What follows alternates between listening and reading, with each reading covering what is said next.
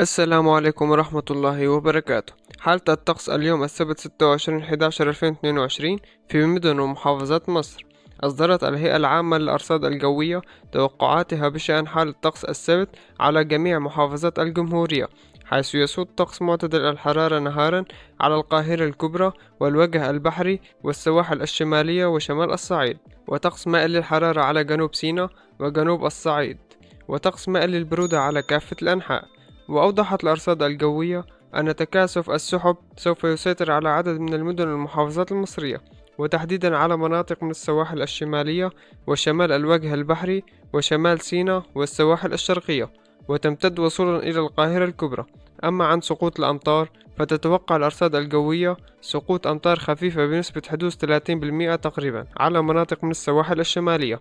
وعن الظواهر الجوية المسيطرة في طقس يوم السبت، فهي تكون الشبورة المائية الخفيفة في الساعات الأولى من الصباح الباكر، وتنتهي مع شروق الشمس، وتكون على الطرق الزراعية والسريعة والقريبة من المسطحات المائية المؤدية من وإلى القاهرة الكبرى والسواحل الشمالية والوجه البحري ومدن القناة ووسط الصعيد وشمال سيناء. وهذه هي حالة الطقس في مصر. أتمنى الاشتراك بالقناة وتفعيل الجرس على الكل ليصلكم كل جديد، وشكرا.